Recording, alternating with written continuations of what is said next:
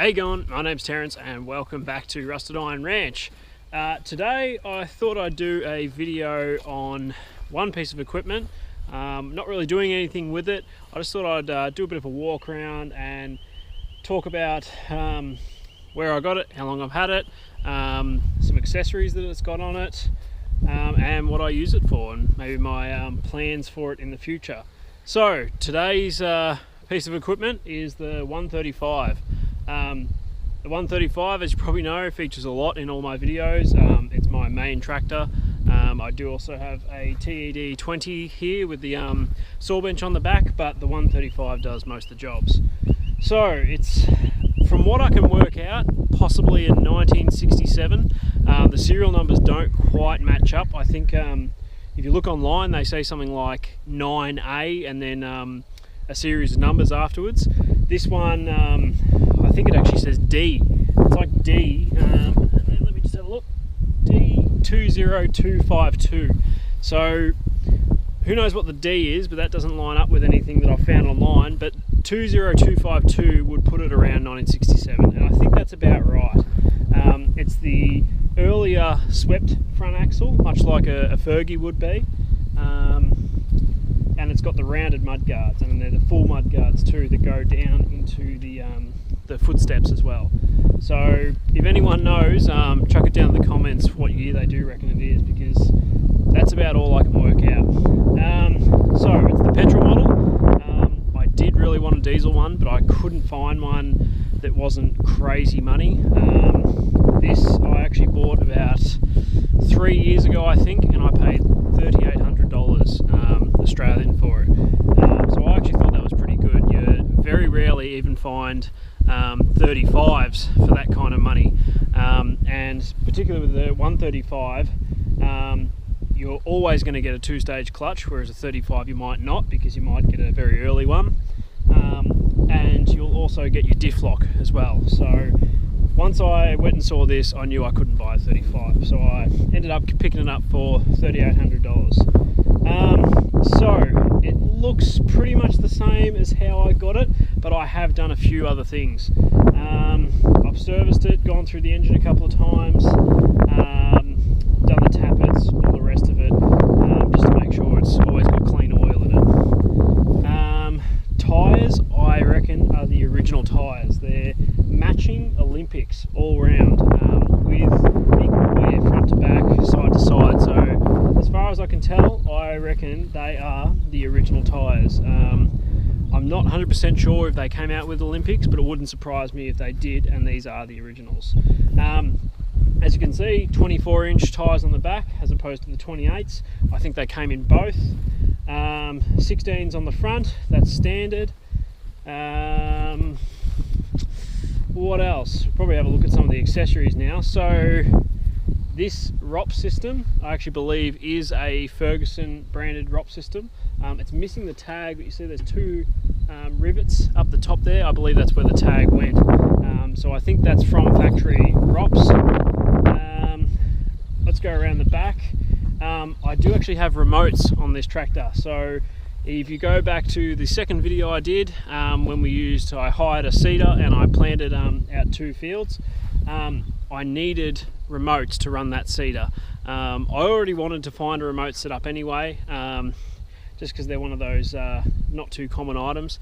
So I had my eye out anyway, and I ended up finding one on a tractor that was for sale. I wasn't interested in the tractor, but I told the owner that I was interested in the remotes if he'd like to sell them separately. He ended up selling the tractor, but he did tell the new owner that I was interested in the remote setup. So I then struck up a deal with the new owner. I took my blanking plate off, which is, I think it's just the 2 bolts on a bit of an angle. Have a look in there. Went up to where his place was. We took the remote setup off, dropped my blanking plate on with my bolts, because I think they were a little bit shorter as well.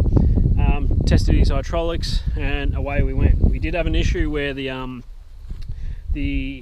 just think it's the return line. There's a pipe with 2 O-rings, and it can kind of come out when you take that blanking cap off. And it looked like it was all the way in, but down in the bottom, the pipe hadn't actually seated with the O-ring down in the gearbox, so it was just pumping oil out into the gearbox. So once we got that, his hydraulics worked and away we went. Okay, so how the remotes work.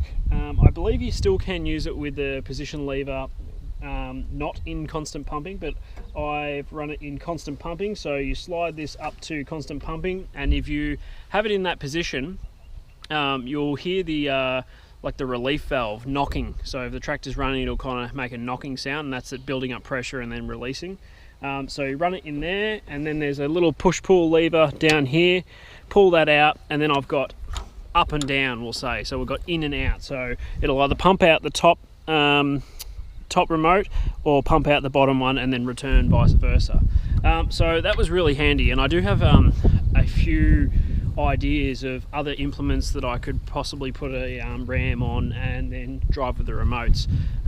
So maybe a little bit down the track I might have a look at that. Okay, so another accessory I put on the 135 is the front weight frame. If you noticed in the last couple of videos, it's been on, but I haven't made any mention to it. So that is a standard Massey Ferguson front weight frame. I did think someone had put these on the side, but I'm now thinking that they might be standard, because I found a photo the other day of 135 with a weight frame, and it actually has like a slide-in bull bar that actually uses those as the mounts. I wasn't going to use it for a bull bar, but now seeing that I might, or I might try and find one of those bull bars.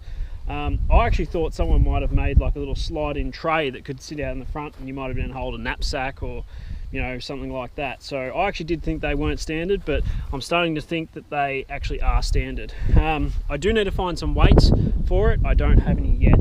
Okay, so the reason I've got the weight frame is I've recently purchased a Massey Ferguson disc harrows. I think it's like a Massey Ferguson 36 or something like that. I'll do another video on that at some point. And when putting the disc harrows on the tractor, it is suited to it. There's a few different sizes, and this one is the one that would be suited to a 135. I think it's 4 discs wide.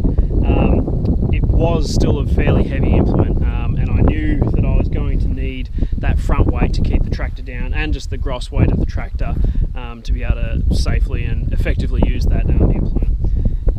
The other, I think, the draw card to the front weight mount is that it acts as a little bit of a bull bar too. Not that I'm going to be running it into anything, hopefully, but having that little bit out in front of the grill kind of does help a little bit. So that's why I've got the weight frame. Still got to find weights. Around the back again, the other thing that I've done recently is put a standard equipment Massey Ferguson swinging drawbar on. So the way these work, they bolt on, I think there's 4 bolts underneath, if I remember correctly, underneath the diff. It's a fairly long setup, and this swinging drawbar actually pivots from further underneath the tractor. There's 1 hole in the end here, 2 holes in the other end, and so you can actually adjust which hole it pivots from, and therefore adjust the length of the swinging drawbar out from the tractor, much like most swinging drawbars on any other tractor really. And how it swings, it's just got these positions here. Pull out the bolt, slide it across, drop the bolt back in. So I can either have it in the straight position as it is there, or I can offset it, say if I need a little bit more offset with the hay rake or with the baler or something like that. I needed that because the one that it had on it was really short, and I don't think I could have put the baler and the PTO shaft on the tractor at the same time. So I had to get an original or this type drawbar. A couple other things I've done recently. I've actually put some spotlights on the ROPS. There was already holes there. I had some spotlights and I thought I might as well. There was even a switch in the dash already. So it was just a matter of mounting them and running a single hot wire up the top. So that's this push-pull here. I did that preempting that I might have to work maybe into dark this year. Who knows? We'll see. I'd rather have them on there and not need them than trying to be working in the dark with one headlight at the front. Headlights do work. I just need to get another globe, and they're a funny looking globe, and I keep forgetting to grab one.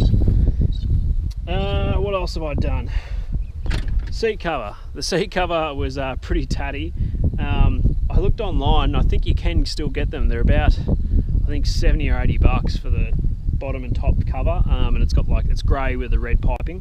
It did look alright, but I think it would have looked a little bit too new, and you might have noticed with everything that I own, nothing really looks new, nor do I really want it to look new. So what I ended up doing was actually grabbing some pillowcases out of the shed, wrapping them around as tight as I could, and I've actually paracord tied them underneath, and then I took them out and sprayed them.